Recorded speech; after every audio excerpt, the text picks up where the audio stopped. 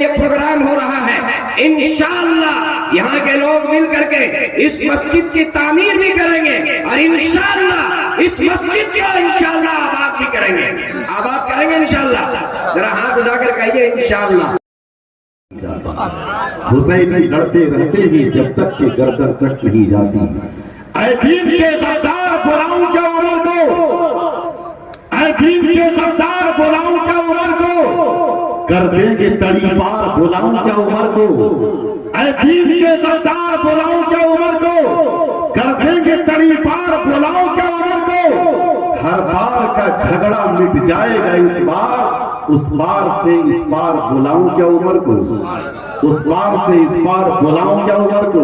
تو لیجئے آپ کے سامنے صوبہ جھارکھنڈ کی وہ عظیم ترین شخصیت، وہ مقبول ترین شخصیت، وہ عظیم مبلغ اسلام، خطیب ہندوستان، ایک ایسا خطیب جن پر خطابت ناز کرتی ہے، ایک ایسا لہجہ جن پر لے ناز کرتی ہے، ایک ایسی دراندیشی جن پر بصیرت اور بصارت دونوں ناز کرتی ہے، ایک ایسی ذات جن پر انجمنیں ناز کرتی ہے۔ میری مراد عالیہ ہم سب کے مہمان، مقرر نوجوان، فاضل ذیشان، خطیب ہندوستان حضرت مولانا محمد اکرم صاحب القاسمی دامت برکاتہ العالیہ، ناظم اعلیٰ جامعہ حسان بن ثابت چینو سمدہ ضلع گریڈی جھارکھنڈ ہے۔ میں ان کا استقبال ان 4 مصروں کے ساتھ کر لینا چاہتا ہوں کہ ایسے کھڑے ہیں لوگ تیرے در کے سامنے، ایسے کھڑے ہیں لوگ تیرے در کے سامنے، پیاسے کھڑے ہو جیسے سمندر کے سامنے، ایسے کھڑے ہیں لوگ تیرے در کے سامنے، پیاسے کھڑے ہو جیسے سمندر کے سامنے۔ اے وقت اب تو ہوگا کانٹے کا مقابلہ، میں خیر لا رہا ہوں تیرے شر کے سامنے۔ السلام علیکم ورحمۃ اللہ وبرکاتہ۔ الحمد للہ نحمده ونستعینه ونستغفره ونؤمن به ونتوکل علیہ ونعوذ باللہ من شرور انفسنا ومن سیئات اعمالنا، من يهده الله فلا مضل له ومن يضلله فلا هادي له، ونشهد أن لا إله إلا الله وحده لا شريك له، ونشهد أن سيدنا وسندنا ونبينا وحبيبنا ومولانا محمدا عبده ورسوله صلى الله تعالى عليه وعلى آله وبارك وسلم تسليما كثيرا كثيرا، أما بعد، أعوذ بالله من الشيطان الرجيم، بسم الله الرحمن الرحيم۔ وَإِذْ يَرْفَعُ إِبْرَاهِيمُ الْقَوَاعِدَ مِنَ الْبَيْتِ وَإِسْمَاعِيلُ رَبَّنَا تَقَبَّلْ مِنَّا إِنَّكَ أَنْتَ السَّمِيعُ الْعَلِيمُ۔ صدق اللہ العظیم۔ ذی وقار صدر اجلاس، اسٹیج پہ جلوہ افروز ضلع دھنباد کے تمام موقر اکابر علماء کرام، نوجوانان اسلام، پردہ نشین میری ماں اور بہنوں، آج کا یہ پروگرام جو اصلاح معاشرہ کے عنوان سے توسیع مسجد کے موقع پر منعقد ہوا، مجھ سے پیشتر ضلع جمعیت علماء دھنباد کے صدر باوقار حضرت مولانا مفتی عبدالحی صاحب القاسمی مقدس اللہ العالی، اور آج کے اس اجلاس کے صدر محترم قاضی شریعت حضرت مولانا مفتی شاہد صاحب قاسمی مقدس اللہ العالی، حضرت مولانا افروز صاحب قاسمی دامت برکاتہ کا خطاب اس مناسبت سے ہوا، اور ہمارے اکابر علماء استاد الاساتذہ حضرت مولانا ابراہیم صاحب قاسمی تشریف رکھتے ہیں، اور استاد العلماء حضرت مولانا اسحاق صاحب قاسمی مقدس اللہ العالی جو رابطہ مدارس عربیہ جھارکھنڈ کے صدر محترم ہیں، وہ بھی اسٹیج پہ ہیں۔ دل صاحب ابھی اشعار پڑھ رہے تھے، مسجد کے چندے کی مناسبت سے، اور صدر محترم حضرت قاضی صاحب نے خطاب فرماتے ہوئے اخیر میں مسجد کے آبادی سے متعلق تعمیر کے ساتھ مسجد کی آباد کرنے کی فکر اور مسجد کے امام کا مقام، اس پر مختصر روشنی ڈال رہے تھے۔ مجھے ان کی گفتگو سننے کے بعد ایک لطیفہ یاد آیا، میں اپنی گفتگو یہیں سے شروع کروں، اور بہت کم وقت ہے، بہت اختصار کے ساتھ چند منٹ میں اپنی بات پیش کر کے اور جو مقصد ہے میں اس کو آپ کے سامنے واضح کروں گا۔ ایک گاؤں میں مسجد بنی، مسجد تو بن گئی، لیکن اتفاق یہ ہوا کہ مسجد میں کوئی اذان پڑھنے والا نہیں۔ دل صاحب، مسجد تو بن گئی، کوئی اذان دینے والا نہیں، اذان پڑھنے والا نہیں۔ اتفاق سے ایک اجنبی مسافر مولوی صاحب ادھر سے گزر رہے تھے، انہوں نے سوچا کہ ظہر کا وقت ہوا ہے، چل کر نماز پڑھ لیں۔ نماز پڑھنے کے لیے مسجد میں گئے، وہ انتظار کرتے رہے کہ اذان دی جائے گی، مؤذن صاحب آئیں گے، نماز پڑھانے والے امام صاحب آئیں گے، لیکن دیکھا کہ وقت جو ہے وہ ختم ہو رہا ہے، ظہر کا وقت، اور ابھی تک نہ مؤذن کا پتہ نہ امام کا پتہ، تو انہوں نے خود اذان دے دی۔ اذان دینے کے بعد پورے گاؤں کے لوگ، مرد، عورت، بچے، بوڑھے سب جمع ہو گئے۔ بڑی حیرت ہوئی، کیا معاملہ ہے؟ انہوں نے پوچھا کہ بھائی ہم سے کوئی جرم تو نہیں سرزد ہوا، میں نے تو اذان ہی پڑھی ہے۔ لوگوں نے کہا کہ نہیں، آپ کو مجرم سمجھ کر ہم لوگ دیکھنے کے لیے نہیں آئے، ہم لوگ اس لیے آئے کہ آج تک کے ہمارے گاؤں میں کسی نے اذان دی ہی نہیں، کسی نے اذان نہیں پڑھی تھی، آپ پہلا شخص ہے۔ کہا کہ اب آپ آ گئے، بڑی اچھی بات ہے، اب آپ کو یہاں سے جانا نہیں، آپ کی ذمہ داری ہے اذان بھی دیں اور نماز بھی پڑھائیں، آپ یہیں پڑھو گے۔ انہوں نے کہا کہ ٹھیک ہے، میں رہ جاؤں گا، کوئی بات نہیں، لیکن ایک شرط ہے۔ کیا شرط ہے؟ شرط یہ ہے کہ آپ سب کو نماز میں آنا پڑے گا، سب کو نماز پڑھنا پڑے گا، اگر سب نماز پڑھیں گے تو میں رہ جاؤں گا۔ لوگوں نے کہا ٹھیک ٹھیک، معاہدہ طے ہو گیا اور یہ رہ گئے۔ اتفاق سے پہلے دن فجر کی اذان، ظہر، عصر، مغرب، عشاء، 5 وقت کی اذان دی، کوئی نماز پڑھنے کے لیے نہیں آیا۔ دوسرے دن بھی کوئی نہیں آیا، تیسرے دن بھی کوئی نہیں آیا۔ جب 3 دن گزر گئے، کوئی نماز والا نماز پڑھنے کے لیے نہیں آیا، تو انہوں نے صدر صاحب کو بلایا، کہا صدر صاحب یہ میرا استعفیٰ لیجئے، ہم آپ کے گاؤں میں نہیں رہ پائیں گے، ہم جا رہے ہیں۔ صدر صاحب نے کہا دیکھو، تنہا ہم استعفیٰ نہیں لگے نا، گاؤں والے میرے پیچھے پڑ جائیں گے، ہم پورے گاؤں والوں کو جمع کرتے ہیں، سب نے ملا کے آپ کو رکھا ہے، مل کے رکھا ہے، سب کے سامنے استعفیٰ دیجیے۔ خیر پورے گاؤں کے لوگ جمع ہو گئے۔ امام صاحب نے کہا کہ میں جا رہا ہوں، یہ میرا استعفیٰ ہے۔ گاؤں والوں نے کہا امام صاحب کتنے مشکل سے تو آپ ملے ہیں، آپ کو کسی حال سے جانے نہیں دیں گے، کسی حال سے جانے کی اجازت نہیں ہوگی۔ انہوں نے کہا میں نے پہلے کہا تھا میں رہوں گا، شرط یہ ہے کہ سب کو نماز پڑھنی پڑے گی، آپ لوگ نماز پڑھنے کے لیے نہیں آتے، میں نہیں رہوں گا، آپ کسی حال سے نہیں رہوں گا۔ تو گاؤں والوں نے کہا کہ امام صاحب اصل آپ بات نہیں سمجھ رہے ہیں، آپ کا کام الگ ہے، ہم لوگوں کا کام الگ ہے، آپ اپنا کام کیجئے، ہم لوگوں کو اپنا کام کرنے دیجئے۔ تو امام صاحب نے کہا آپ کا کیا کام ہے، ہمارا کیا کام ہے؟ کہ آپ کا کام یہ ہے آپ اپنی نماز بھی پڑھیں اور پورے گاؤں والوں کی طرف سے بھی آپ نماز پڑھیں، یہ آپ کا کام ہے۔ اور ہم لوگوں کا کام یہ ہے کہ ہم لوگ آپ کے لیے کما کر کے اور تنخواہ کا انتظام کریں، یہ ہم لوگوں کا کام، ہمیں اپنا کام کرنے دیجیے، آپ اپنا کام کیجیے۔ امام صاحب نے کہا ہاتھ جوڑتے ہیں، ہم اتنے لوگوں کی نماز نہیں پڑھ پائے، اتنے لوگوں کی نماز ہم نہیں پڑھ پائے کہ ہم جا رہے ہیں۔ ایک آدمی ذرا چالاک تھا، ہوشیار تھا، اس نے کہا کہ امام صاحب آپ نہیں مانیے گا تو چلے جائیے، لیکن جانے سے پہلے ایک کام کیجیے، آپ مجھ کو نماز سکھا دیجیے، آپ مجھے نماز سکھا دیجیے، میں نماز سیکھ لوں گا تو پورے محلے والے کو میں ڈنڈا مار کر کے نماز پڑھاؤں گا، لیکن پہلے میں تو سیکھ جاؤں۔ امام صاحب نے کہا یہ اچھی بات ہے، کل فجر کے نماز کے بعد آپ میرے گھر آ جائیے، وہیں پر نماز سیکھیں گے۔ کہا ٹھیک ہے۔ فجر پڑھا کر کے نماز سکھانے کے لیے یہ روانہ ہوئے۔ ادھر جو نماز سیکھنے والے تھے انہوں نے فجر سے پہلے اٹھ کے غسل کیا اور اپنی اہلیہ سے کہا کہ سنو، آج امام صاحب مجھ کو نماز سکھانے کے لیے آئیں گے، اس لیے ایسا کرو ذرا جلد ہی اٹھ جاؤ، گھر میں جھاڑو لگا دو اور گھر کو نیٹ پوت دو۔ وہ زمانے میں ٹائلس اور ماربل نہیں ہوتا تھا، مٹی کا مکان، کہا گھر کو نیٹ پوت دو۔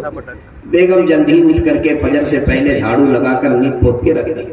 اب یہ امام صاحب آئے، مصلی بچھا دیا انہوں نے، اور وہ پہلے سے نئی لنگی، نیا کرتا اور نئی ٹوپی پہن کر بیٹھا ہوا۔ امام صاحب نے کہا سنو، اب نماز سیکھنی ہے، نماز سیکھنے کی ترکیب یہ ہوگی، میں جو پڑھاؤں گا وہ تم کو پڑھنا، اور میں جو عمل کروں گا اسی طرح سے تم کو بھی کرنا ہے۔ کہا کہ ٹھیک ہے، پڑھائیے۔ شروع کیا، کہا پڑھ بسم اللہ الرحمن الرحیم، تو اس نے بھی کہا کہ پڑھ بسم اللہ الرحمن الرحیم۔ کہا یہ عجیب بدتمیز آدمی ہے، ارے جتنا پڑھنے کے لیے کہہ رہے اتنا ہی پڑھو۔ تو اس نے بھی دوہرا دیا کہ عجیب بدتمیز آدمی ہے، جتنا پڑھنے کے لیے کہہ رہا ہوں اتنا ہی پڑھو۔ امام صاحب کا غصہ آ گیا تو امام صاحب نے ایک تماچا اس کے چہرے پہ رسید کر دیا۔ پہلے ہی بتایا تھا کہ جو میں کروں گا وہ تم بھی کرنا، تو اس نے بھی ایک تماچا امام صاحب کے چہرے پہ رسید کر دیا۔ امام صاحب کو جلالی امام صاحب تھے، کچھ امام جلالی بھی ہوتے ہیں، ہر ایک سیدھے نہیں ہوتے۔ جلالی امام صاحب تھے، انہوں نے دیکھا کہ یہ بدتمیزی پر آگے بڑھ گیا تو اس نے اٹھا کر کے اس کو پٹک دیا۔ جب اس نے اس کو پٹکا تو وہ بھی طاقت لگا کر کے، ہمت کر کے پلٹ دیا اور ان کو بھی پٹک دیا۔ جب آپس میں پٹکا پٹکی جب شروع ہو گیا، اندر جو ہے بیگم کھڑکی سے اس منظر کو دیکھ رہی تھی۔ انہوں نے دیکھا کہ معاملہ تو بہت گڑبڑ ہو رہا ہے، تو اندر کھڑکی کے اندر سے وہ کیا بولتی ہے، کہتی ہے کہ اگر مجھے پہلے معلوم ہوتا کہ نماز میں اتنا اٹھا پٹک ہے تو ہم گھر نیپ کر نہیں رکھتے، ہم کو تو پتہ ہی نہیں تھا، اس لیے جو ہے ہم گھر نیپ لی۔ اب باہر کے لوگوں نے جب دیکھا کہ امام صاحب کے ساتھ جو ہے اٹھا پٹک ہو رہا ہے تو ان لوگوں نے کہا کہ بھائی چھوڑاؤ، اس نے تو امام صاحب کو پٹک دیا ہے۔ اب یہ لوگ چھوڑانے کے لیے جب مین گیٹ سے اندر داخل ہونے لگے تو اندر سے آواز دیتی ہے آپ لوگ غلط فہمی کے شکار نہ ہو، یہاں کوئی جھگڑا نہیں ہو رہا ہے، نماز سکھائی جا رہی ہے، جھگڑا نہیں ہو رہا ہے، نماز سکھائی جا رہی ہے۔ یہ جہالت کی بات ہے۔ مسجد بن جائے ماشاءاللہ اس کی بڑی فضیلت ہے، لیکن مسجد کی آبادی کی فکر کرنی ہے۔ ارادہ کیجئے یہ ٹی سی کمپاؤنڈ کا یہ پروگرام، جہاں توسیع مسجد کے کا یہ پروگرام ہو رہا ہے، انشاءاللہ یہاں کے لوگ مل کر کے اس مسجد کی تعمیر بھی کریں گے اور انشاءاللہ اس مسجد کو انشاءاللہ آباد بھی کریں گے، آباد کریں گے انشاءاللہ۔ ذرا ہاتھ اٹھا کر کہیے انشاءاللہ۔ میں شکر گزار ہوں حضرت مولانا آفتاب صاحب قاسمی مدد اللہ علی اور ہمارے ابرار بھائی کا، جنہوں نے مجھے یہاں پر آنے کا موقع دیا۔ میں علماء کرام کی موجودگی میں آپ سے عرض کروں، بہت اختصار کے ساتھ آپ میری بات سنیں، لیکن اس سے پہلے آپ اس بات کا عزم کریں کہ جو بات یہاں سے کہی جائے گی، جو پیغام یہاں سے دیا جائے گا، انشاءاللہ اس پہ سب کے سب عمل کریں گے، عمل کریں گے انشاءاللہ۔ ایک موقع پر پیارے آقا جناب محمد رسول اللہ صلی اللہ علیہ وسلم مسجد نبوی میں تشریف فرما تھے۔ صحابہ کرام رضوان اللہ تعالی علیہم اجمعین بھی آپ کی مجلس میں موجود تھے۔ پیارے آقا صلی اللہ علیہ وسلم نے صحابہ کرام کی موجودگی میں خطاب فرمایا۔ آپ نے ارشاد فرمایا، آپ کا خطاب صحابہ کرام بھی سن رہے تھے اور حجرہ مبارکہ میں آپ کے ازواج مطہرات جو حجرہ مبارکہ میں موجود تھی وہ بھی آپ کا خطاب سن رہی۔ پیارے آقا صلی اللہ علیہ وسلم قیامت کا منظر کشی فرما رہے تھے، قیامت کا دردناک منظر اور اس کی کیفیت کیا ہوگی، اس دن کا کیا معاملہ ہوگا، آپ صلی اللہ علیہ وسلم اس کو بیان فرما رہے تھے۔ جب آپ بیان سے فارغ ہوئے، آپ اپنے حجرہ مبارکہ میں تشریف لے گئے تو آپ نے دیکھا حضرت عائشہ صدیقہ رضی اللہ تعالی عنہ کے آنکھوں میں آنسو ہیں۔ حضرت عائشہ صدیقہ رضی اللہ تعالی عنہ رو رہی ہیں۔ پیارے آقا صلی اللہ علیہ وسلم نے حضرت عائشہ کے آنکھوں میں آنسو دیکھ کر کے آپ نے دریافت فرمایا، عائشہ تمہارے آنکھوں میں آنسو کی وجہ کیا ہے، کس لیے تو رو رہی ہے، کیوں آنسو آیا؟ حضرت عائشہ صدیقہ رضی اللہ تعالی عنہ یہ کون ہے؟ یہ حضرت صدیق اکبر رضی اللہ تعالی عنہ کی صاحبزادی ہیں، امام الانبیاء سرور کونین صلی اللہ علیہ وسلم کی زوجہ محترمہ ہیں، ہم سب کی ماں ہیں۔ حضرت عائشہ صدیقہ رضی اللہ تعالی عنہ عرض کرتی ہیں، یا رسول اللہ، آپ نے جو قیامت کا دردناک منظر بیان فرمایا، قیامت کا منظر میری نگاہوں کے سامنے گھوم گیا، اور قیامت کے منظر، دردناک منظر کی وجہ سے میری نگاہوں میں آنسو، میری آنکھوں میں آنسو آ گئے۔ پیارے آقا صلی اللہ علیہ وسلم نے حضرت عائشہ کی بات سننے کے بعد جواب میں کیا ارشاد فرمایا؟ کیا آقا نے یہ ارشاد فرمایا کہ عائشہ رونے کی کیا ضرورت ہے؟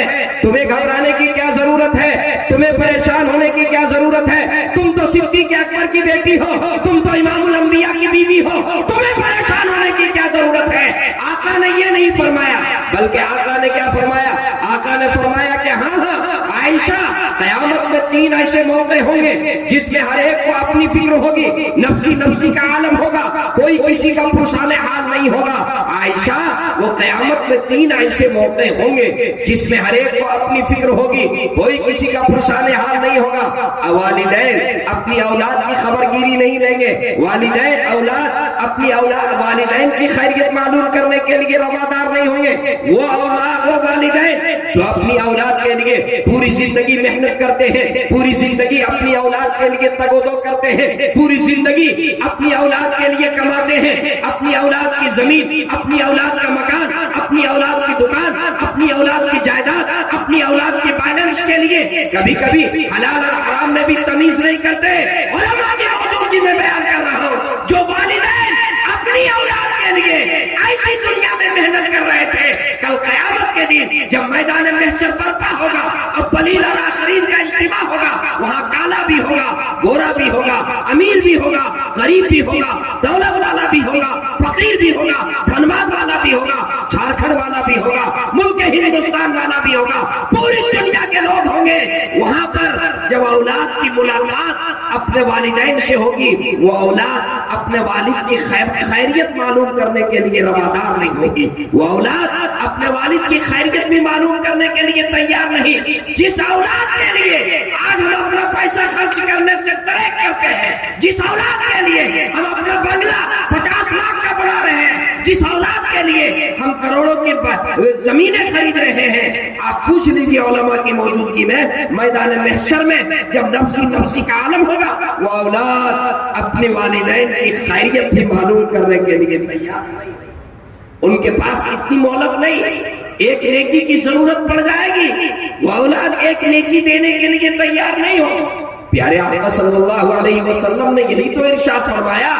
آقا نے فرمایا، عائشہ سنو، قیامت میں 3 ایسے موقع ہوں گے جس میں ہر ایک کو اپنی فکر ہوگی، کوئی کسی کا پرسان حال نہیں ہوگا۔ میرے پاس تو ابھی وقت نہیں ہے کہ میں اس 3 موقع کو بیان کروں اور اس کی تیاری کیا ہے، وہاں پر کیسے کامیابی ملے گی، میں اس کو بیان کروں، اس کا موقع نہیں ہے۔ لیکن صرف ایک اس میں سے میں بیان کر کے آپ سے ایک درخواست کروں گا۔ اللہ کے رسول صلی اللہ علیہ وسلم نے ارشاد فرمایا، عائشہ، وہ پہلا موقع جب اللہ کے جانب سے، پروردگار عالم کے جانب سے، احکم الحاکمین کے جانب سے پہلا اعلان ہوگا، میرے بندوں کے اعمال کو میزان عمل پہ رکھو اور اس کو تولو۔ فرشتوں کو اللہ حکم دیں گے، میرے بندوں کے اعمال کو میزان عمل پہ رکھو اور اس کو وزن کرو۔ جس وقت اللہ کی طرف سے یہ اعلان ہوگا اور بندوں کے اعمال میزان عمل پہ تولے جائیں گے، اس وقت ہر ایک نفسی نفسی کے عالم میں ہوگا، ہر ایک کو اپنی فکر ہوگی، ہر ایک کو اس بات کی فکر ہوگی کہ آیا میرے نیکیوں کے ترازو کا پلڑا بھاری ہوگا یا گناہ کے ترازو کا پلڑا بھاری ہوگا۔ جن کے نیکیوں کے ترازو کا پلڑا بھاری ہو وہ کامیاب، اور جن کا گناہ کے ترازو کا پلڑا بھاری ہوگا وہ ناکام ہو جائے گا۔ میرے بھائیوں، اگر ہم اور آپ یہ چاہتے ہیں کل قیامت کے دن میدان محشر میں جب احکم الحاکمین کے جانب سے یہ اعلان ہوگا کہ بندوں کے اعمال کو میزان عمل پہ رکھو اور اس کو تولو، جب اعمال کے وزن کا اعلان ہوگا، اگر ہم اور آپ یہ چاہتے ہیں کہ کل قیامت کے دن نیکیوں کے ترازو کا پلڑا بھاری ہو، تو آج سے 2 کام کرنا ہے بس۔ صرف 2 کام انشاءاللہ اگر آپ نے یہ عزم کر لیا اور یہ 2 کام کو آپ نے اپنے پلے سے باندھ لیا اور اس کا آج سے اگر آپ نے اس پر استقامت کا ثبوت دیا تو اللہ کی ذات عالی سے مجھے امید ہے کل قیامت کے دن میدان محشر میں انشاءاللہ نیکیوں کے ترازو کا پلڑا بھاری ہوگا۔ کتنے لوگ چاہتے ہیں کہ کل قیامت کے دن نیکیوں کے ترازو کا ہمارا پلڑا بھاری ہو؟ کتنے لوگ ذرا ہاتھ کو اٹھائیے، ہاتھ اٹھانے میں ہچکچائیے مت، ماشاءاللہ سب لوگ چاہتے ہیں۔ اگر آپ چاہتے ہیں تو نسخہ لے لیجئے تیاری کا۔ پہلا نسخہ یہ ہے، ہر نیک عمل کرنے سے پہلے، پہلا کام، ہر نیک عمل کرنے سے پہلے اپنی نیت کو درست کیجیے۔ ابھی آپ ایک نیک عمل کرنے جا رہے ہیں، بہت مضبوط، بہت بڑا عمل، اللہ کے گھر کی تعمیر، اللہ کے گھر کی تعمیر، بہت بڑا عمل جس کی بڑی فضیلت آئی ہے۔ ابھی علماء کرام نے آپ کا خطاب میں، اپنے قیمتی خطاب میں اس جانب توجہ دی، لیکن میرے بھائیوں ہماری نیت درست ہونی چاہیے۔ مسجد ہم کس لیے بنا رہے ہیں؟ یہ نیک عمل ہم کس مقصد کے لیے کر رہے ہیں؟ نماز پڑھ رہے ہیں، نماز کس مقصد کے لیے؟ روزہ کس مقصد کے لیے؟ زکوٰۃ کس مقصد کے لیے؟ حج کس مقصد کے لیے؟ صدقہ خیرات کس مقصد کے لیے؟ کہیں نماز ہم اس لیے تو نہیں پڑھ رہے کہ لوگ ہمیں نمازی کہیں، کہیں روزہ اس لیے تو نہیں رکھ رہے کہ لوگ ہمیں روزے دار کہیں، کہیں مسجد اس لیے تو نہیں بنا رہے کہ لوگ ہمیں بہت بڑا دیانو کہیں، کہیں اس لیے حج تو ہم نہیں کر رہے کہ لوگ ہمیں حاجی صاحب کہیں۔ نہیں، اگر یہ مقصد ہوگا، اگر نیت میں نمو ہو، اگر نیت میں ریا ہو، کل قیامت کے دن اس عمل کے اندر کبھی بدن نہیں پیدا ہو سکتا ہے جس عمل کے اندر ریا ہو، جس عمل میں نیت اللہ کی رضا نہ ہو۔ اس لیے میرے بھائیوں آج سے یہ طے کیجئے ہر نیک عمل اللہ کی رضا کے واسطے کریں گے، اللہ کو خوش کرنے کے واسطے کریں گے۔ انشاءاللہ اگر ہمارا عمل اللہ کی رضا کے واسطے ہوگا، اللہ کو خوش کرنے کے واسطے ہوگا تو انشاءاللہ ہمارے عمل کے اندر وزن پیدا ہوگا اور کل قیامت کے دن نیکیوں کے ترازو کا پلڑا بھاری ہوگا۔ کریں گے انشاءاللہ۔ اور ایک کام اور کر لیں، اس دنیا سے جانے سے پہلے ہر آدمی اس بات کا استحضار پیدا کرے، اس دنیا سے جانے سے پہلے اس بات کو یقینی بنائے کہ کل دنیا سے جانے سے پہلے کسی کا حق لے کر اس دنیا سے نہیں جائیں گے، صاحب حق کو اس کا حق ادا کر کے جائیں گے۔ کل قیامت کے دن جب میزان عمل قائم ہوگا اور ہمارے اعمال کو ترازو پہ رکھا جائے گا تو صاحب حق آ کر اللہ کے دربار میں فریاد کر دے گا، اے اللہ یہ شخص ہے، اس کے ذمے میں میرا پیسہ ہے، اس نے میری زمین قسم کر لی، اس نے مجھے 2 تھپڑ مار دیا، اے مولا میں کمزور تھا، میں غریب تھا، میں مظلوم تھا، اس نے مجھ پہ ظلم کیا، یہ دبنگ تھا، یہ طاقت والا تھا، اس کو طاقت کے نشے میں مدہوش تھا، اس نے میری زمین دبا لی، اس نے مجھے گالی دی، اس نے میرے اوپر ظلم کیا، اس نے مجھے تماشا مارا، پہلے مجھے اے مولا کریم پہلے میرا حق مجھے دلا دیجئے۔ میرے بھائیوں کل قیامت کے دن ہمارے پاس دینے کے لیے کرنسی نہیں ہوگی۔ ماشاءاللہ ایک بار حضرت مولانا تشریف لا رہے ہیں، زوردار استقبال کیجئے، نعرہ تکبیر۔ حضرت مولانا عرفان صاحب مبلغ دارالعلوم دیوبند، ماشاءاللہ ماشاءاللہ۔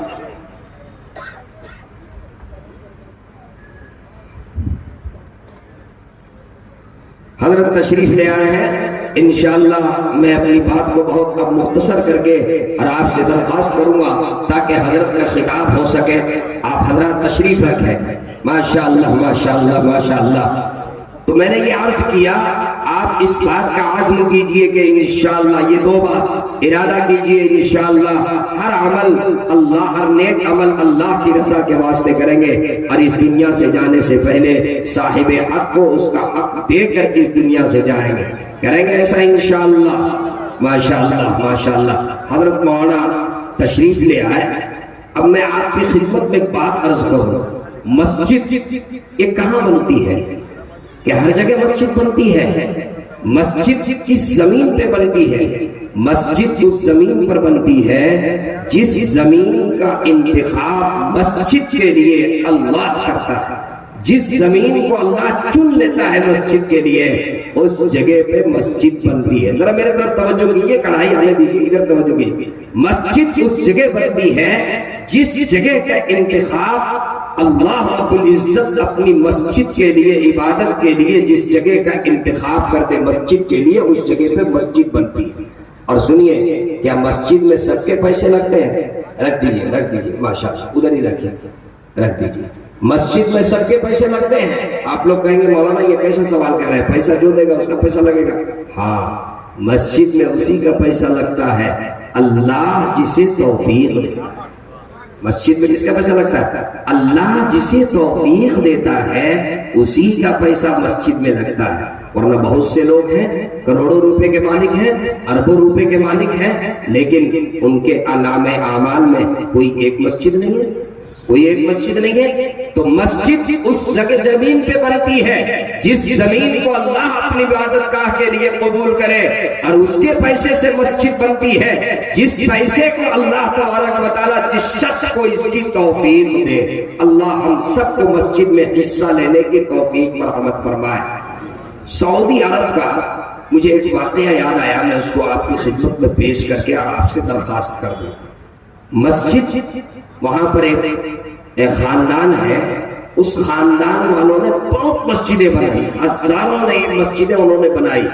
اسی خاندان کا ایک نوجوان, اس نے ایک موقع پر اعلان کیا کہ میں تنہا مسجد بناؤں گا, اس میں کسی کے پیسے نہیں لگیں گے, میں اپنی ذاتی آمدنی سے مسجد بناؤں گا, اس میں نہ میرے گھر والوں کے پیسے لگیں گے, نہ میرے بھائی کا, نہ میرے خاندان کا, نہ محلے والوں کا. اعلان کر دیا, اور اللہ والے نے, اللہ ایسے ایسے لوگ ہیں ماشاءاللہ, اعلان کر دیا, انہوں نے مسجد بنا دی والے کے مطابق, کسی کا پیسہ نہیں لگا, تنہا اپنے پیسے سے مسجد بنا دی. جب مسجد کی تعمیر مکمل ہو گئی, ایک روز انہوں نے خواب دیکھا. کیا خواب دیکھا؟ خواب میں دیکھا کہ فرشتے اس کو جنت کا سیر کروا رہے ہیں, وہ جنت کا سیر کر رہا ہے, فرشتے لے کر کے جنت کا معائنہ کروا رہے ہیں. انہوں نے دیکھا ایک محل ہے جنت کا, اس میں میرا نام لکھا ہوا ہے, اور اس کے اپوزٹ سائڈ میں سامنے ایک دوسرا جنت کا محل ہے, اس میں ایک بڑھیا کا نام لکھا ہوا ہے. انہوں نے فرشتے سے پوچھا, یہ بتاؤ یہ محل کس کا ہے؟ کہا یہ آپ کا ہے. آپ نے مسجد بنائی, اس کے بدلے میں اللہ نے آپ کے لیے جنت میں محل تعمیر فرمایا. اور یہ محل کس کا ہے؟ یہ محل آپ کے محلے میں فلاں بڑھیا رہتی ہے, یہ اس کا محل ہے. کس چیز کے بدلے میں؟ کہا کہ آپ نے جو مسجد بنائی اس مسجد میں اس بڑھیا نے بھی حصہ لیا, اس مسجد میں اس بڑھیا نے بھی حصہ لی, اس لیے اس کے بدلے میں اس کے لیے بھی جنت میں محل تعمیر کر دی. جب یہ بیدار ہوا تو پریشان ہو گیا کہ مسجد تو تنہا میں نے اپنے پیسے سے بنائی, یہ بڑھیا کہاں سے چلی آئی؟ بلایا انجینئر کو, بلایا معمار کو, مستری کو, ٹھیکیدار کو, کام کرنے والوں کو, اپنے گاؤں والوں, اپنے گھر والوں کو, اپنے خاندان والوں کو, سب کو جمع کیا اور سب سے پوچھا کہ یہ بتاؤ یہ مسجد کس کے پیسے سے بنی؟ کہا جناب یہ مسجد آپ کے پیسے سے بنی, اس میں کس کی سیمنٹ, کس کا چھڑ, کس کی ریت, اور کس کی اینٹ, اور کس کی سیڑھیاں لگی؟ کہا سب آپ کے. کہا پھر یہ بڑھیا کون ہے؟ یہ بڑھیا کون ہے جس کو میں نے خواب میں دیکھا؟ بتاؤ. خوب جب اصرار کیا اور کام کرنے والوں سے پوچھا کہ یاد کر کے بولو یہ بڑھیا کون ہے, تو جو کام کرنے والے وہاں پر مزدور تھے انہوں نے کہا کہ ہاں اصل بات یہ ہے, ایک روز مسجد کے صحن کا کام چل رہا, توجہ سے سنیے میری ماں بہنیں بھی ذرا غور سے سنیں جو پردے میں ہے. ایک روز مسجد کے صحن کا کام چل رہا تھا, اتفاق سے کرنٹ چلی گئی, بجلی چلی گئی, اور پانی کا کنیکشن بند ہو گیا, پانی کا سسٹم ختم ہوا. ہم لوگ ہاتھ پہ ہاتھ رکھ کر بیٹھ گئے, یاد آیا کہ سامنے ایک کنواں ہے, چلو کنواں سے پانی کھینچ کر کے اور صحن کا کام مکمل کر دیں.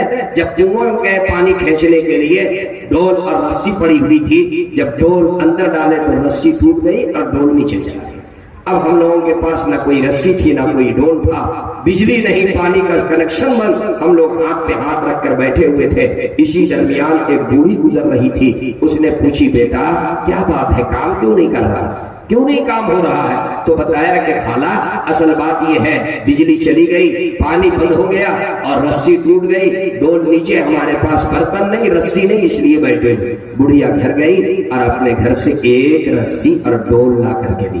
پرانی رسی پرانا ڈول، اسی سے کھینچ کر کے پانی نکال کر کے صحت کا کام مکمل کیا۔ کہا کہ بڑھیا کو تلاش کرو، بڑھیا کو تلاش کیا، بلایا، کہا کہ خالہ یہ بتائیے وہ جو آپ نے ایک رسی اور ڈول مسجد کے تعمیر کے موقع پر دیا تھا، یہ بتائیے اس کی کیا قیمت ہوگی؟ کہا بیٹا اس کی کیا قیمت رہے گی؟ پرانی رسی پرانا ڈول 5 سے 10 ریال۔ کہا کہ خالہ یہ 10 ریال نہیں، آپ 50 ریال اس کے بدلے میں لے لیں۔ کہا نہیں بیٹا میں نہیں لوں گی۔ آگے اصرار کیا، 50 ریال نہیں 5000 ریال لے لیں۔ کہا کہ نہیں میں نہیں لوں گا۔ کہا 5000 ریال نہیں 50,000 ریال اس کے بدلے میں لے لیں۔ کتنا پیشکش کیا؟ 50,000 ریال، پرانی رسی پرانا ڈول اس کے بدلے میں آپ لے لیں۔ جب اس نے 50,000 ریال کا پیشکش کیا تو بڑھیا ہنس پڑی اور کہنے لگی بیٹا تو کاہے کے لیے اتنی طاقت لگا رہے ہو؟ اے میرے بیٹے اگر تم 5 لاکھ ریال بھی دو گے تب بھی میں نہیں لوں گی۔ کیوں؟ اس لیے کہ جس خواب کو دیکھ کر کے تم اس کی کوشش کر رہے ہو وہ خواب میں نے بھی دیکھی، وہ خواب میں نے بھی دیکھی۔ میری ماں بہنیں پردے میں ہیں، مجھے بتایا گیا اے میری ماں اور بہنوں ایک رسی دینے کے وجہ سے، ایک ڈول ایک برتن دینے کے وجہ سے اللہ کے گھر میں اللہ اس کے لیے جنت میں محل تعمیر کرتا ہے اور بسا اوقات دنیا ہی میں اسے دکھلا دیتا ہے۔ اے میری ماں بہنوں آج کے ٹی.سی. کمپاؤنڈ کی مسجد میں بڑی ذمہ داری سے کہتا ہوں ہماری مائیں ایسی ہیں انشاءاللہ کبھی بھی تاریخ اسلام اٹھا کر کے دیکھ لیجئے مردوں کے ساتھ ہماری عورتیں کھڑی رہی ہیں، مردوں کے ساتھ ہر چیلنجز کا مقابلہ ہماری ماں نے اور ہماری بہنوں نے اور ہماری بیٹیوں نے کیا ہے، اور ہر موقع پر مردوں کے ساتھ عورتیں آگے بڑھ کر کے اور عورتوں نے اس پہ آگے بڑھ کر کے اور حصہ لی ہے۔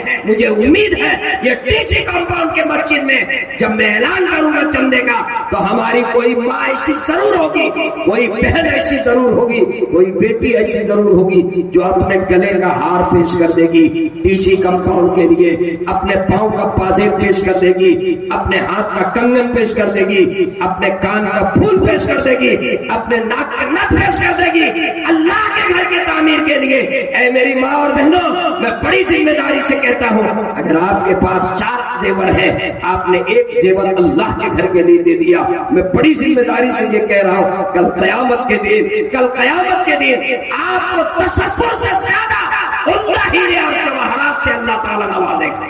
آپ تصور نہیں کر سکتے، آپ کی سوچ وہاں تک کے نہیں۔ میرے بھائیوں، میری ماں اور بہنوں اور میرے نوجوانوں اور دھنباد شہر کے میرے معزز حضرات، معزز ذمہ دار، میں آپ تمام معززین سے گزارش کروں گا مسجد یہ اللہ کا گھر ہے۔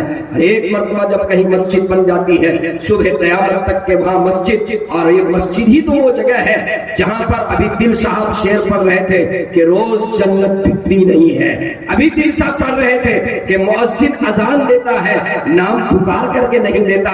ایک مؤذن جب مسجد سے اللہ اکبر کی صدا بلند کرتا ہے وہ آواز رکشہ چالک کے کان پر ٹکراتی ہے، رکشہ چالک اپنے رکشے کو بند کر دیتا ہے، ایک ڈرائیور کے کان تک ٹکراتی ہے، ڈرائیور اپنی گاڑی کو روک دیتا ہے، اور کھیت میں کام کرنے والا ہل چلانے والا جب اس تک کہ وہ آواز پہنچتی ہے تو وہ اپنے ہل کو روک دیتا ہے، اور ایک بادشاہ جو تخت سلطنت پر بیٹھ کر کے اور وہ لکھ رہا ہے، وہ فیصلے کر رہا ہے، جب اس کے کان سے آواز ٹکراتی ہے تو وہ بادشاہ بھی اپنے تخت سلطنت سے نیچے اترتا ہے، وزیر بھی نیچے اترتا ہے، ہل چلانے والا بھی چلتا ہے، رکشہ چالک بھی چلتا ہے، مزدور بھی چلتا ہے، امیر بھی چلتا ہے، غریب بھی چلتا ہے۔ اگر مسجد میں آگے صف میں پہلے رکشہ چالک جگہ لے کر کے بیٹھ جائے، کھیت میں کام کرنے والا کوئی مزدور اگر صف اول میں پہلے آیا اور وہ صف اول میں بیٹھ جائے، اور بعد میں وہاں کا ودھائک جی، وہاں کے ایم پی جی، یا وہاں کے صدر، یا وہاں کے مکھیا، یا وہاں کا کوئی اور امیر آدمی آئے تو کیا اس بنیاد پر اس کو پیچھے کر دے گا کہ تو رکشہ چالک ہے، تو مزدور ہے، تو ہل چلانے والا ہے؟ نہیں، یہ مسجد ہے، یہاں امیری اور غریبی نہیں چلتی، یہاں بادشاہی اور فقیری نہیں چلتی، یہاں حسب اور نسب نہیں، یہاں ذات اور برادری نہیں، ایک ہی سب سے کھڑے ہو گئے سبھی محمود و عیاض، نہ کوئی بندہ رہا نہ کوئی بندہ نواز۔ یہ اللہ کا گھر ہے، اللہ کا گھر ہے۔ اللہ کے گھر میں اگر پیسہ آپ دیں گے، میں نے تو ایک واقعہ سنا ہے اور علماء کرام نے حدیث سنائی، من بنا للہ مسجدا بنا اللہ لہ بیتا فی الجنہ، جو اللہ کا گھر بنائے اللہ اس کے لیے جنت میں محل تعمیر۔ یہ کون کہہ رہے ہیں؟ کیا علماء کرام کہہ رہے ہیں؟ یہ علماء کرام کا قول ہے؟ جی نہیں، یہ صادق و مصدوق جن سے سچا اس ہوئے زمین پر کوئی نہیں ہے، پیارے آقا جناب محمد رسول اللہ صلی اللہ علیہ وسلم کا ارشاد گرامی ہے، جو اللہ کا گھر بناتا ہے اللہ اس کے لیے جنت میں محل تعمیر کرے گا۔ میں گزارش کروں، یہ 5 کڑاہی رکھی ہوئی ہے،